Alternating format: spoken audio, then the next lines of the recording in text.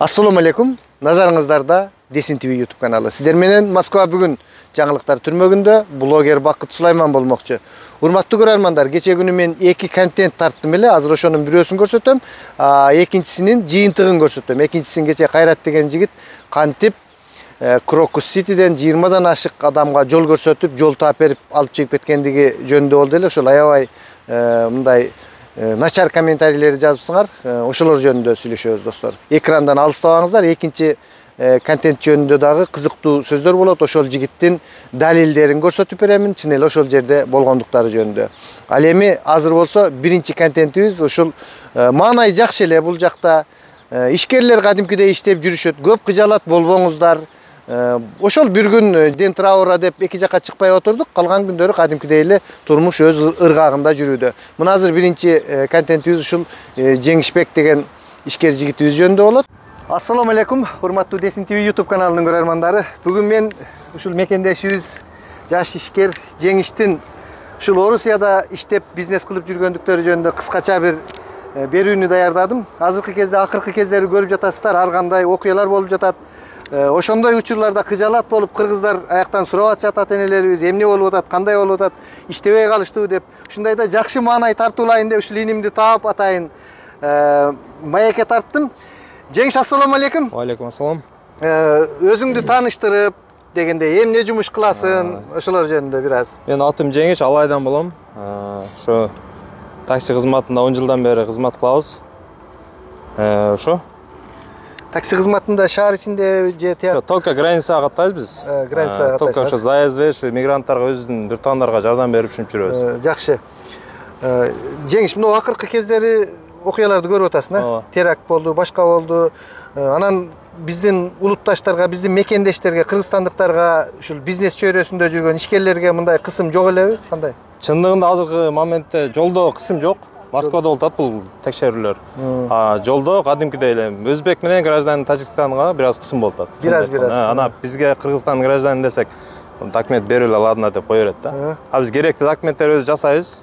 Без проблем алып беребиз. Эми Жеңиш, мындай кээ бир блогерлер Кыргызстанда туруп алып эле ушундай силерди реклама кыла беришет. Мен дагы мүмкүнчүлүктөн пайдаланып сени мен өзүм мына Москвада туруп бул жигитке экөөбүз таанышпыз, ага эне дегендей. Кандай кызматтарды көрсөтөсүңөр, канча сомдон, кандай кошумча жана документ жагынан, башка жагынан ушул чыгып кирди чыкты болгондорго эмнелерди кылып бере аласыңар? Жол кирет 8000. 8000. 8000 ичинде мен лично өзүмдүн жардам катары деп 8000 ичинде документ жасап берем, жолго керектүү. Регистрациялоо, миграциянка, договор, например. Жолдо ошолор керек бизгечи. Кошумча эми жолдо биз баягы ГАИ жок жактарга салабыз. Биздин да тонкисттер көп экен чындыгындачы. Биз оңой ойлогон менен чындыгында кыйын иш да булчу.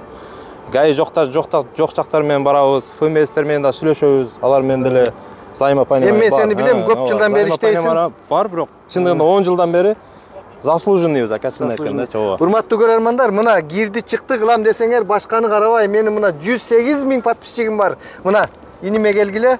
Анткени мен Москвадамын, ушул жерде туруп, мына документтериңерге башка жагынан анча-мынча юридикалык консультация болсо мен жеке өзүм деле жардам берип, мына ушул иниме келип чыгып көп эле адамдар болобуз. Кудайга шүгүр ака, чынын айтсам мен өзү рекламалык кылбайт элем. Биз эле өзүмкө жетиштүү. Анан мен тааныбаган, көрбөй жүргөн туугандар бар, достор бар дегендей, номерин билбей жүргөндөр бар. Сиз аркылуу билип связга чыкса болот. Эми баягы экөөбүз бири-бирибизди эме кылып дегендей. Чындыгында анан акама да подписка кылып колдоп койсоңуздар болот. Жакшы, рахмат. Келиңиздер, ушул Жеңиштин кызматын көрүңүздөр. Биздин мекендештер тынч эле, кыжалат болбоңуздар. Баары жакшы. Мына кече күнү бир эфир чыгардым эле. Кыргыз жигити эрдик көрсөтүптүр, 15 жаштагы. Ошентип жакшы эле авторитетибиз жакшы, сонун иштеп кылып атабыз. Саламатта калыңыздар. Разы болосуздар, келе бериңиздер. Достор, биз мына азыр эми экинчи контент жөнүндө сөз кылабыз. Бул мен кече күнү Кайрат деген жигит ошол видео тартып атканда чалып сүйлөшүп, ошол технопарктын алдында жолугабыз деп, анан Крокус Ситиден кантип адамдарды алып чыгып кеткендиктерин айтып берем деди эле. Анан биз жолугуп тарттык эле да. Анан мындай бир комментарийлер болуптур.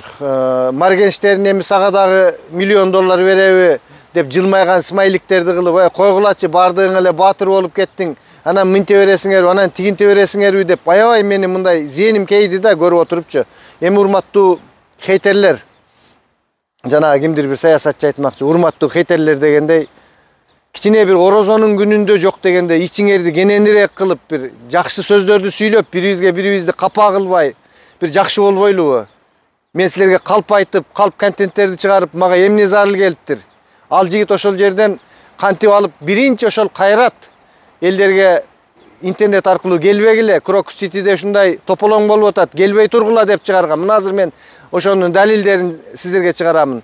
Анан бир жакшы ой менен бизде ушундай баатырлар бар. Мына бул жакта жүргөндөр жакшы билет. Ксенофобия, шовинизм деген нерселер бар. Такырбаштар дегендер бар.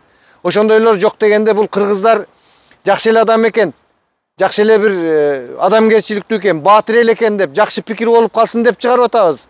Ушундай балдарыбыздан таасир алсын, башкалар да баатыр болсун деп чыгарып атабыз. Анан Моргенштерндин миллион бергендигин мен кече уктум, аны мен уккан деле жок болчумун. Анан миллионду силерге дагы мынтип атабы, анан тигинтип атабы. Эми бир жакшы качан биз деги бир мындай оңолобуз да, бир адам болуп, жакшы сөздөрдү бири-бирибизге сүйлөп, жакшы каалоолорду айтып, ыйык орозонун күнүндө, Рамазан күндөрүндө жок дегенде бир жакшы сөздөрдү айтып жүрбөйлүбү, жылмайып, кичине жылуу сөздөрдү айтып жүрбөйлүбү? Мына азыр мен ошонун далилдерин коюп берем.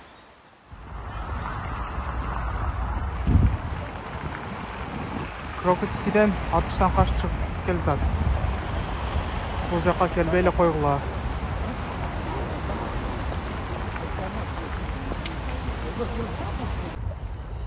Капец. Мына Крокус Ситини жардырды окшойт.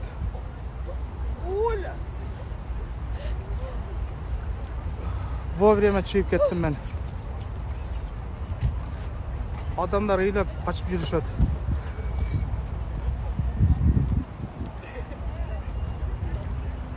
Астагфирулла, астагфирулла. Кудай сактасын.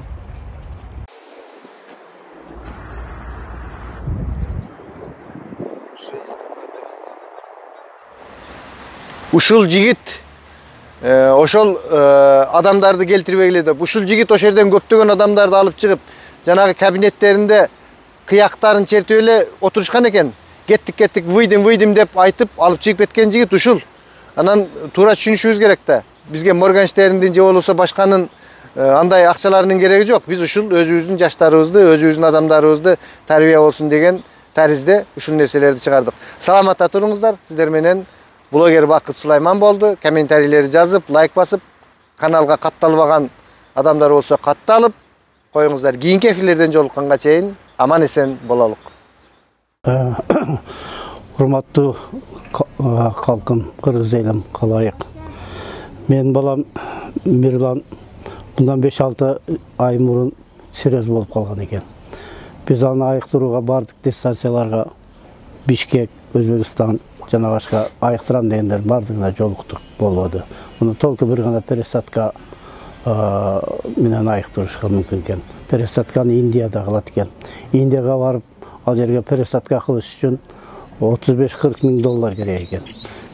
Бизде акчаны чогултууга мүмкүнчүлүк болбой атат. Ошондуктан жардам бериңерди суранамын. Азыр мына айлардын төрөсү Ораза ай. Ораза айда бардык элдер жакшылык кылганга, кечиримдүүлүккө умтулган жана соопчулукту топтоого умтулган учур эң жакшы ай. Ошон үчүн бардыгыңардан суранамын. Ошо соопчулук кылып, ушул баламы айыктырууга жардам берсеңиздер.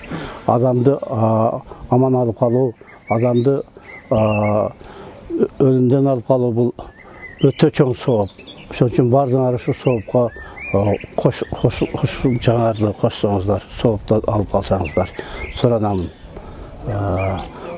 Алдын ала рахмат. Оразыңар кабыл болсун.